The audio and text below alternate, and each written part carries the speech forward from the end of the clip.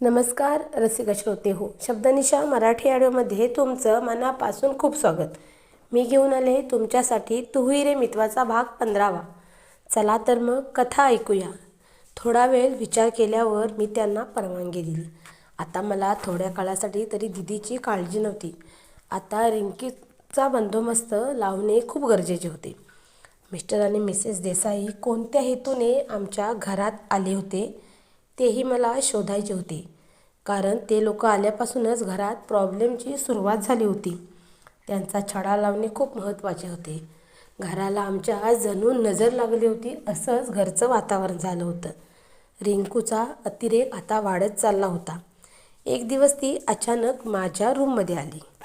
थोडा वेळ बसून तिचे मादक चाले खूप वेळ चालू होते. मी दुर्लक्ष करत होतो. मी तरीही शांत होतो, कारण तिच्याशी मी काही बोललो असतो तर सर्वात जास्त राग बाबांना येत होता. थोडा वेळ बसल्यानंतर ती जायला वळली आणि बेडच्या कडेला अचानक अडकून पडली. मला काहीच कळले नाही, कारण त्यावेळी तिला शुद्ध नव्हती. ती अशी झाली होती. मी तिला उचलून माझ्या बेडवर ठेवले. मला खूप मोठा प्रश्न पडला होता. कोण असं साधारण पडून ठणठणीत म्हणून बेशुद्ध होऊ शकतं? परंतु मला वाटलं की कदाचित ती देवली नसेल, म्हणून अशक्तपणा कदाचित आला असेल. तिच्या डोळ्यांवर पाणी मारूनही ती डोळे उघडत नव्हती. मी हातात मोबाईल घेऊन आईला लगेच कॉल केला, परंतु आई बाहेर गेली होती. मी आता ठरवलं तिला उचलून लगेच डॉक्टरांकडे घेऊन जावे, कारण ती डोळेच उघडायला तयार नव्हती ना. म्हणून तिला उचलण्यासाठी मी तिच्या मानेखाली हात घालण्यासाठी खाली झुकलो. त्याच पोझिशनला मी पूर्णतः तिच्यावर झुकून होतो. त्याचाच फायदा घेऊन रिंकूने लगेच माझ्या ओठांवर ओठ टेकवले आणि माझ्या संपूर्ण शरीरावरती आपल्या हातांचा विळखा घातला. जणू काय ती मला मिठीत घेऊन आहे. म्हणजेच ती नाटक तर करत होती हे मला कळले होते. तिच्या अचानक विळखा घालण्याने मी तिच्या अंगावर पडलो होतो आणि त्याचवेळी मी दोनदा माझ्या रूममध्ये या अशा हाका मारल्या असल्यामुळे बाबा आणि मिस्टर आणि मिसेस देसाई माझ्या रूममध्ये आल्या. आम्हा दोघांना त्या स्थितीत पाहून त्यांनी काढायचा तो वेगळा अर्थ काढलाच. मिसेस देसाई संधी साधून लगेच म्हणाल्या, अजय बघ, तुझा मुलगा किती चुपारुस्तम निघाला ना. आपल्यासमोर तर माझ्या मुलीचा खूप राग येतो असं दाखवतो आणि गुपचूप माझ्या मुलीशी जवळकी वाढवत आहे. अरे दोघेजण किस करतात एकमेकांना, आपण समोर आहोत. सगळे गेल्यावर मात्र रिंकू माझ्याकडे पाहून हसू लागली. मला प्रचंड राग आला होता.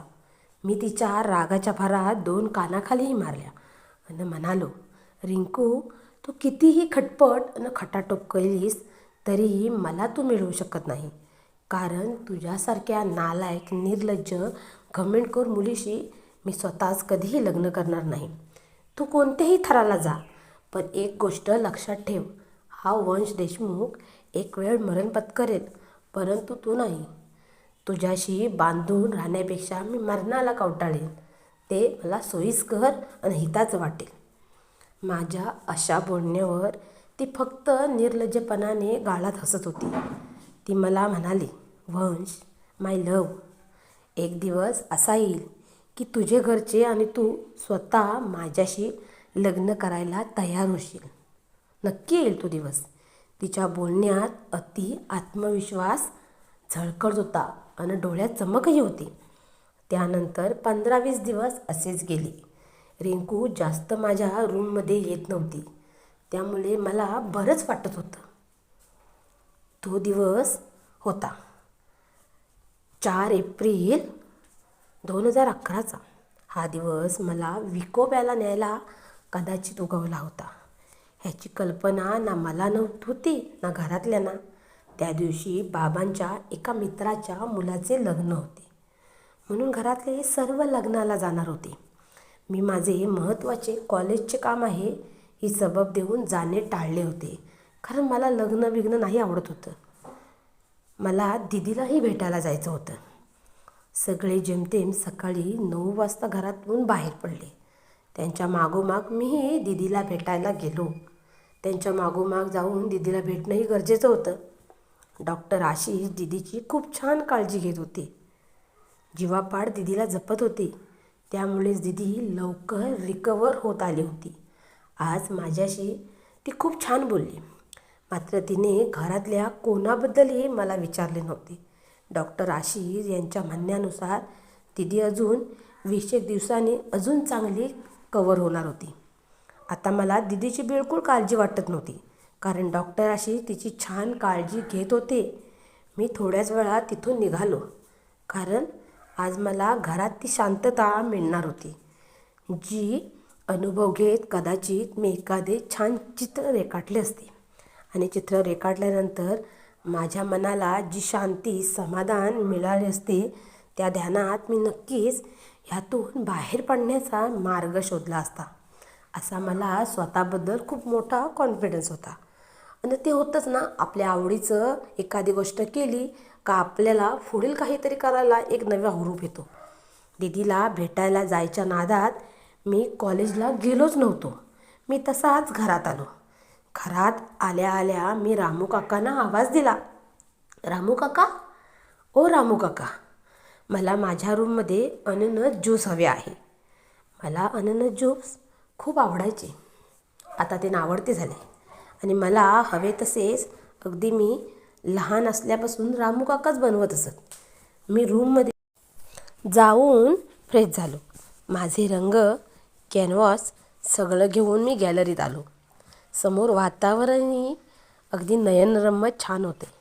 मी हलका हाताने कोऱ्या कॅनव्हासवर कुंचल्यातले रंग घेऊन त्या कॅनव्हासवर रंग भरायला सुरुवात केली होती.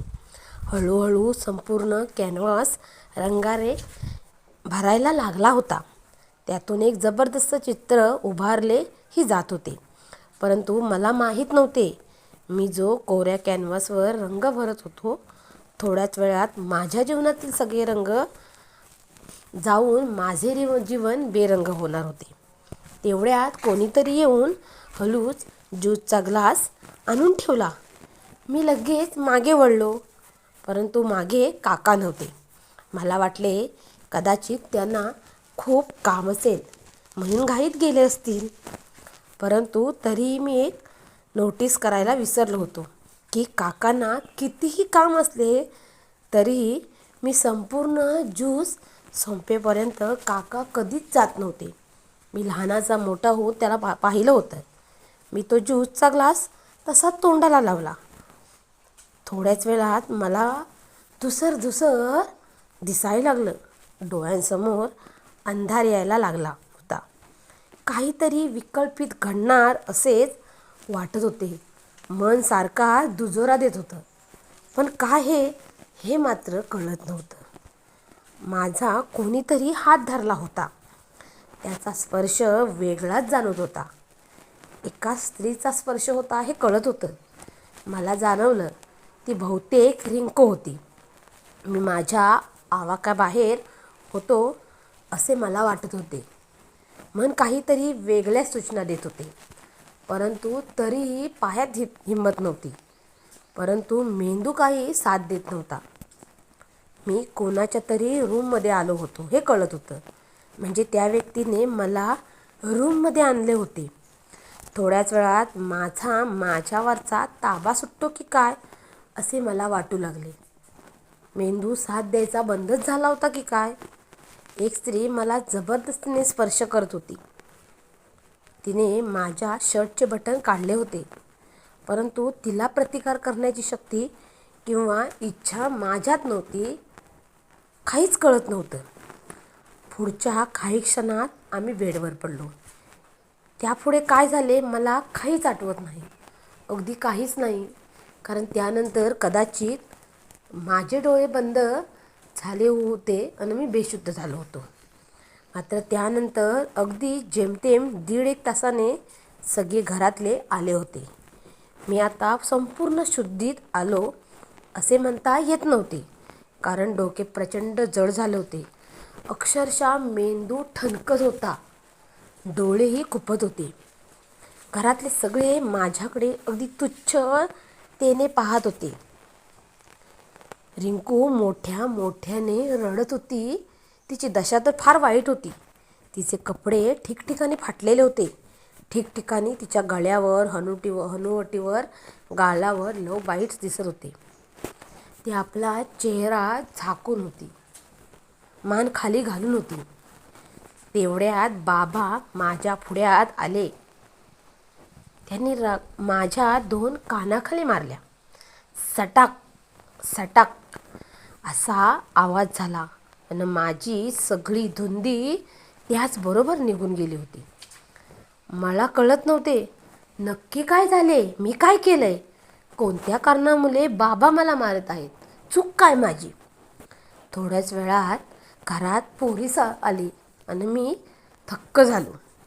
आई मिसेस देसाईंसमोर हात जोडत होती, गयावया करत होती. पोलिसांनी सगळ्यांना विचारले घरात कोण कोण होते. जेव्हा गुन्हा घडला, बाबांनी रामू काकांना हाक मारली. रामू काका धावत आले. त्यांच्या डोक्याला बहुतेक जखम झाली होती, कारण बँडेज केलेलं होतं. पोलिसांनी काही विचारायच्या आतच रामू काका पटापटा बोलू लागले. जणू शब्द त्यांच्या तोंडात थांबत नव्हते. ते सगळेजण गेल्यावर छोटे मालक घरातून बाहेर गेले, परंतु जेमतेम तासाभराने पुन्हा वापस आले. आल्याबरोबर त्यांनी माझ्याकडे ज्यूस मागवला.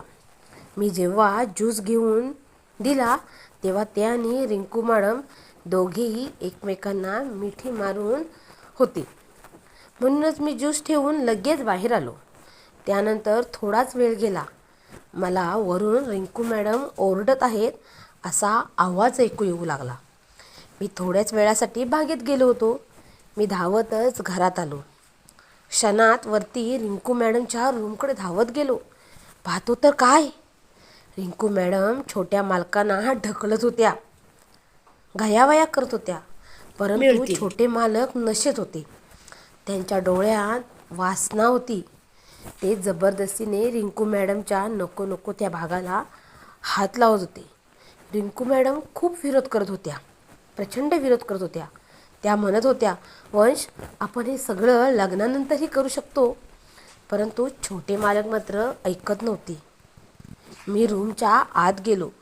त्यांना बाजूला घ्यायला गेलो तर त्यांनी मला टिपॉय मारला. मग मी तसाच बाहेर आलो आणि मालकांना फोन लावला ही घटना सांगण्यासाठी. थँक्यू. तुम्हाला तुहिरे मितवा कथा आवडत असल्यास शब्दनिशा मराठी ऑडिओला यूट्यूबवर सबस्क्राईब करा. पुन्हा धन्यवाद.